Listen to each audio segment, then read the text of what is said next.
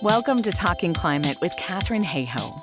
Each episode, we explore how climate change is affecting the people, places, and things you love, and what you can do to make a difference. From science to solutions and stories that inspire, you're in the right place for real talk about real change. Last week, Michael Sheldrick shared some inspiring climate wins and disheartening setbacks happening in Western Australia. Just 1 week later, there's more good news. In the Perth suburbs where Michael grew up, Western Power is launching 5 new community batteries. 13 other batteries have already been installed, which together help store excess energy from the rooftop solar in the area. Over 40% of the homes served by Western Power have rooftop solar, with 30,000 new systems being installed last year alone. Sam Barbaro, Western Power's CEO, writes, "Community batteries are a smart solution that benefits both the community and the network. It's a win-win for Western Power and customers." This week, we're talking about sheep and solar panels, how our favorite foods are at risk, and finding climate-friendly rebates. Let's dive in. Good news. There's a surprising fringe benefit for merino sheep who graze amidst solar panels. A new study from Australia found those sheep had better wool compared to sheep grazing on traditional pastures. As an avid knitter and lover of merino wool, this is great news. A 3-year study following nearly 2,000 sheep found the wool from sheep grazing under solar panels was stronger and grew faster. Scientists attribute this to the year-round nutrition provided by the vegetation growing in microhabitats created by the shade of solar panels. The solar panels also offered the sheep a covered place to shelter from both the sun and from storms. The sheep experienced no negative health impacts, and the area does not need to be mowed by humans as the sheep graze around the panels themselves. A smaller 2-year study conducted on 24 ewes in France had similar results. Researcher Veronique Dice noted the thermal comfort of the animals improves significantly, and the availability of quality fodder increases, among other benefits. For more on panel sheep, watch the brief video linked in the show notes on a Wellington sheep farm that includes the following on-the-nose comment from sheep farmer Tony Inder. "When this solar farm was built next to us, I just thought, well, that land's wasted now. This is the last mob of sheep that'll ever graze on this land again. But turns out that was all wrong. Now there's actually more sheep grazing here."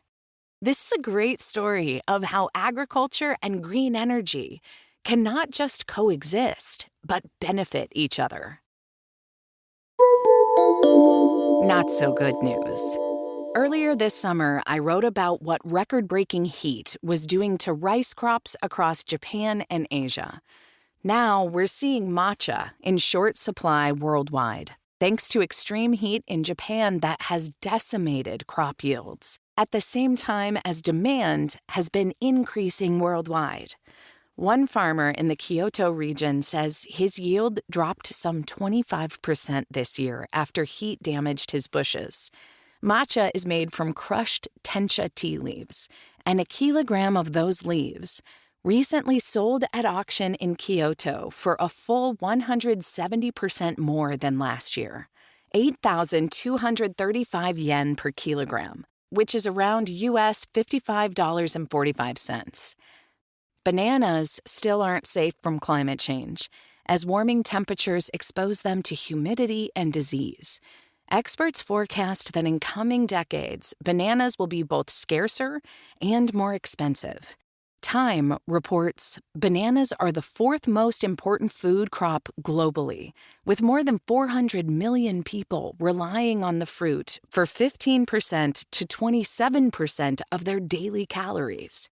Almonds are also in short supply worldwide currently, also thanks to warming temperatures and water shortages. This led the Daily Mail to worry about the iconic British dessert, the Bakewell tart, which contains raspberries and frangipane, an almond cream. Prices are unstable, supply is uneven, and the official outlook is being questioned. One trade publication wrote of the almond. As I often say, everyone already cares about climate change, but they might not know why. And our job is to help them. So if you know a matcha addict or someone who loves snacking on bananas or almonds, tell them about what you just heard. What you can do. Many cities and counties, municipalities and townships, utility companies, states, provinces, and countries all offer climate-friendly rebates, credits, and even interest-free loans. They can help retrofit your house to reduce energy use, purchase energy-efficient appliances, electrify your life with a heat pump or an EV, or help protect you from climate impacts. But they can be hard to find. This week, take a few minutes to Google the name of your city, region, or country. You will probably have to do these separately, along with rebates or incentives or grants or subsidies. And then whichever of these words you're interested in: efficiency, retrofit, heat pump, EV, clean energy, clean vehicle, electrification, solar, wind, climate adaptation. See if there are any programs or opportunities you could use, or if not you, then someone you know, and share that information. If you live in the United States and are in the market to buy or lease an electric vehicle, there's a time-sensitive opportunity for you. The federal electric vehicle tax credit will expire on September 30th, 2025. The credit provides up to $7,500 on a new qualifying EV and $4,000 for a used one. And Keipelinger has put together a comprehensive article that details eligibility requirements, income limits, qualifying vehicles, and more. If this is relevant to you, don't miss the chance. Get it done this week.